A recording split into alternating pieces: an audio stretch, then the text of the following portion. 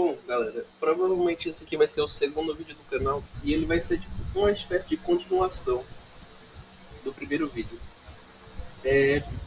Para mostrar para vocês que esse canal não é sobre investimento em moeda fiat, nem renda variável, nem qualquer porcaria dessas coisas aí atrelada ao governo, né? Esse vídeo aqui vai ser basicamente para criticar o governo e a forma como ele coloca a gente num ciclo vicioso de perda de poder de compra eterno, que suga o trabalho das pessoas para se autofinanciar e para controlar e manter as mordomias, né? Como uma espécie de nobreza do reinado, sei lá, das quantas, que simplesmente suga o poder de compra dos mais pobres para se manter com um salário de 100 mil reais, com não sei quantos mil de benefício, não sei quantos funcionários, para ajudar a família dele, contratar quem quiser, burlar leis e fazer tudo que vocês sabem que o Estado já faz, já fazia há dezenas de anos atrás, né? Para começar aqui, por que você não deveria investir em Tesouro Selic, né, que é a fonte de investimento mais segura possível, segundo os Farinha-Limers, como é que se chama aí? Sei lá, essa porra aí que tem R$ 1 milhão e acha que tá rico pra caralho, que vive de investimento e fazendo vídeo de como investir, né? Vamos lá. Para começar, por que você não deveria investir em Tesouro Selic? Financiamento da dívida pública. O governo utiliza os recursos captados por meio de títulos como o Tesouro Selic para pagar suas despesas correntes.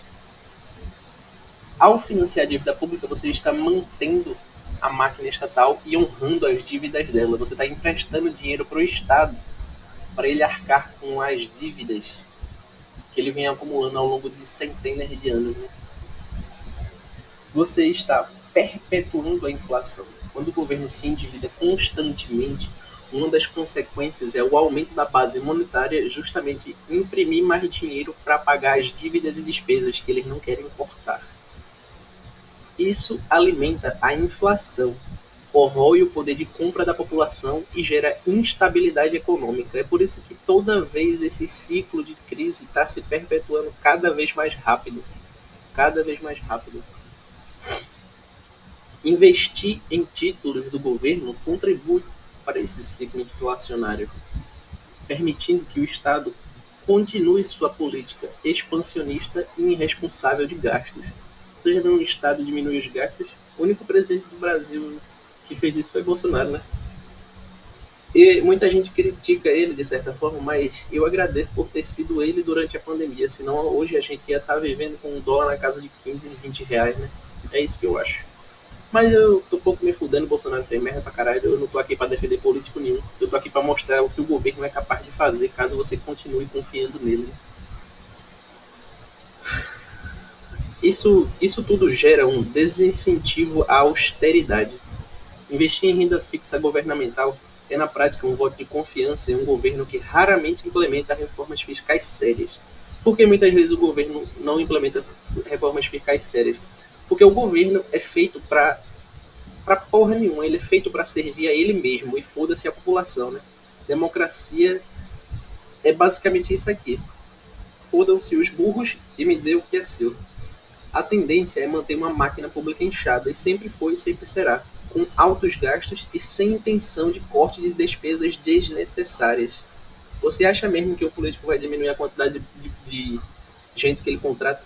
Se por acaso existem políticos que contratam quase ninguém, ou que contratam o mínimo possível, ou que pessoas trabalham voluntariamente sem arcar com esses gastos, e o que acontece com esse dinheiro?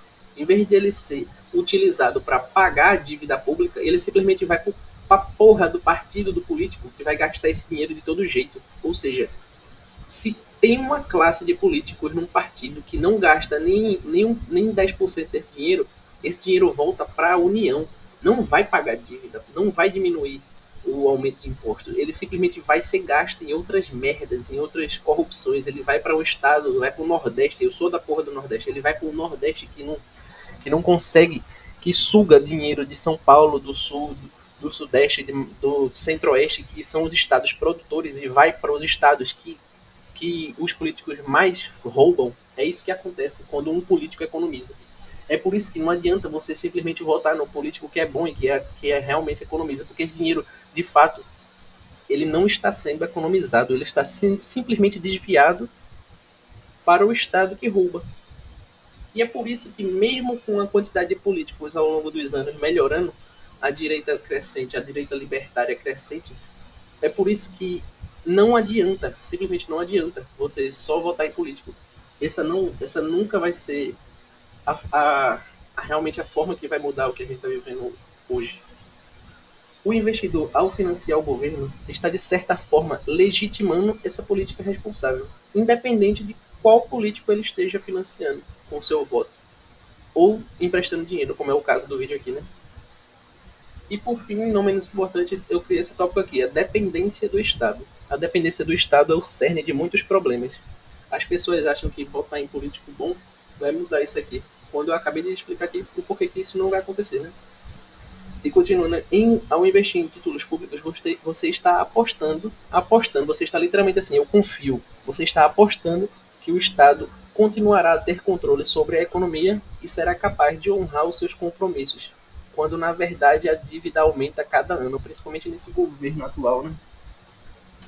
Isso alimenta a centralização do poder. A dependência continua a dependência contínua em um ente que historicamente falha em tudo a não ser em aumentar a sua dívida. O Estado falha em entregar serviços básicos, eficientes e adequados, como educação, saúde e segurança, quando na verdade a única coisa que devia ser feita é retirar o imposto disso daqui e deixar as pessoas se resolverem por si próprias. Hoje em dia existe a internet, gente. A gente não precisa mais de um ente central controlando tudo. A gente simplesmente pode fazer trocas entre nós mesmos. O que todo mundo sabe aqui que é a real forma de gerar riqueza, né? Não se gera riqueza com impostos, porque imposto só serve para uma coisa, né? Alimentar político corrupto. E continuando, aqui a gente vai ter mais... Ih, foi demais. Vou botar isso aqui. Continuando, a gente tem aqui alternativas descentralizadas ou privadas. Eu devia ter falado mais de empresa aqui, mas o que eu quero falar logo está aqui em cima. Quero adiantar um pouco das questões aqui do canal. A não ser que vocês façam, falando nos comentários, querendo falar sobre algum assunto em específico, eu posso fazer um vídeo secundário que saia mais dessa minha projeção aqui. Uma alternativa para cidadãos de terceiro mundo como o Brasil seria investir em uma moeda menos inflacionária que o real, o dólar, o euro, o libra esterlina. Esses dois aqui eu nem tenho muita certeza, mas o dólar seria uma boa alternativa, né? Investir o capital em empresas que não financiam nem têm ligação com o governo, ou seja, evitar estatais, com algumas pequenas exceções aqui. Criptomoedas. Aqui a gente tem as altcoins, que é Ethereum, Solana, dentre outras. O que é preciso para ser uma altcoin? Necessita ter lastro ou autenticidade. Esse lastro ele é bem simples, ele pode ser simplesmente uma moeda que tem como base a ancoragem em Bitcoin, né? Mas basicamente ele se resume a ter valor. Qual é o tipo de valor que uma criptomoeda pode prestar? Elas prezam algum serviço, como moedas descentralizadas de pagamento de corrida de aplicativo de carro, esse tipo de coisa. Prezam serviço, oferecem valor, representam parte de algo. Recentemente, no futuro eu acredito que basicamente as empresas elas podem se transformar em criptomoedas. Não importa se ela vai ter 1 trilhão, 1 bilhão, 1 milhão, 10 mil moedas, tá entendendo? O que importa é que essa moeda ela simplesmente é superior às moedas fiat porque elas podem ser subdivididas como o Bitcoin é dividido em satoshis. As empresas elas podem simplesmente se transformar em criptomoeda. Por exemplo, a ação da Apple. Uma ação ela pode ser uma moeda da Apple. Ela pode ser subdividida se a moeda se valorizar muito, tá entendendo? Elas simplesmente vão ser parte disso aqui. E basicamente elas não podem ser infinitas, né? Elas precisam ser finitas. Porque isso nos leva ao segundo ponto aqui das shitcoins. Shitcoins, dinheiro estatal. Isso aqui é uma afirmação. Dinheiro estatal é shitcoin. Eles são infinitos. Eles dependem de políticos que mudam a cada 4 ou 5 anos e de governo, do próprio governo. Tem incentivos para serem impressos cada vez mais em uma quantidade cada vez maior. Vocês lembram da primeira vez que o Brasil bateu 1 trilhão de arrecadação de imposto. Pois é, esse ano já foi 3, né? Ano que vem vai ser 10, no próximo vai ser 25, 50 trilhões. Mas a gente voltando para outro fato importante aqui é o livre-arbítrio. Seu dinheiro, sua responsabilidade, ponto final.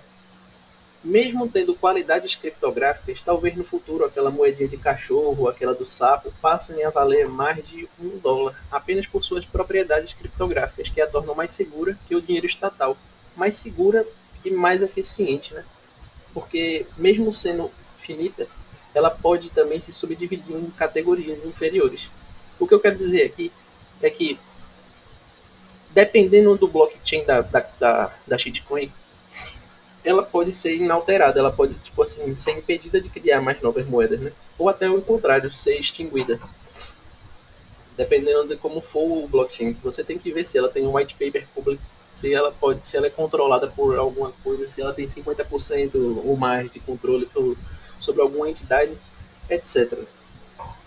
E voltando ao principal fator aqui, seria os bitcoins, né? Porque eles têm 21 milhões de unidades, porque seu criador é Satoshi Nakamoto, se é uma pessoa, um grupo, o patrimônio dele que está distribuído em 4 endereços, o seu protocolo, o blockchain e o white paper. O Bitcoin, ele é basicamente a primeira coisa que a humanidade criou que está definida para não, tipo, que é a primeira coisa que não pode, o Bitcoin é simplesmente a primeira coisa criada pela humanidade que não pode ser recriado, que não pode existir mais. O protocolo do Bitcoin é feito para só existirem 21 milhões de unidades e nada pode alterar isso. É mais fácil o mundo acabar daqui a 5.000 anos do que alguém conseguir criar mais de 21 milhões de bitcoins.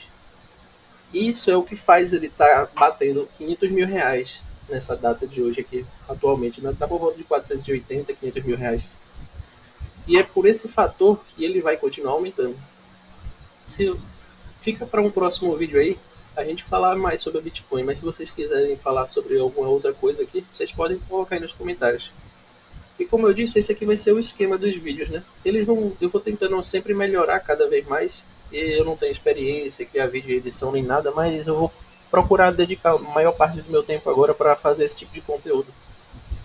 E o importante aqui é debater e discutir com vocês, né? Eu vou procurar responder os comentários, se forem feitos, e que isso faça o canal ser monetizado e crescer cada vez mais, à medida que eu vá melhorando e ganhando experiência. Eu vou ficando por aqui. Até mais.